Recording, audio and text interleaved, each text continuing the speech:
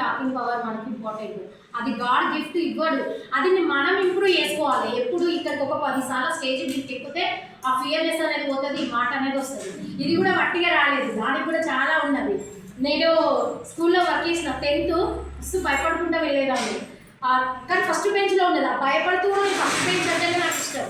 First rule number నాది, ఎందుకో కానీ ఫస్ట్ అంటే నాకు బాగా కనెక్టెడ్, నేను అల్లనే ఉంటా, అది నాకు బ్రాండెడ్ అన్నట్టు. ఆ first rule number, first bench member అట్లనే ఉంటా. స్కూల్లో కూడా 10th కంప్లీట్ కాగానే స్కూల్లోకి వెళ్ళి మెల్లిమెల్లిగా టీచింగ్ చెప్పడం అలవాటు చేసుకున్నాం. ఈ శాలరీ వస్తే బాగుంటుంది కదా, మనం ఏమైనా కొనుక్కోవచ్చు, మమ్మీ వాళ్ళని ఎలా సఫర్ చేయొద్దు, ఎంతో కొంత. మేము 4 మెంబర్స్, డాడీ లారీ డ్రైవర్, ఎందుకు అన్నట్టు స్కూల్ నుంచి అట్లా వచ్చేస్తున్నాం. తర్వాత MA BD వరకు చేశాను, టీచర్ని.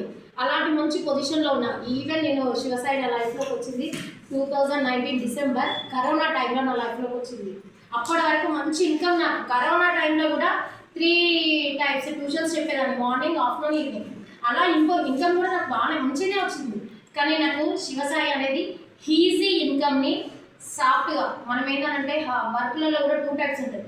హార్డ్ వర్క్ అంటే మొయ్యడం బలంగా, అవి ఇవి ఎత్తుకోవడము, పరిగెత్తడం, లేకుంటే సామాన్లు ఎత్తడం, ఏమంటారు మన శక్తికి మించిన బరువును మొయ్యడం. శివసాయి అనేది ఓన్లీ దీన్ని మాత్రం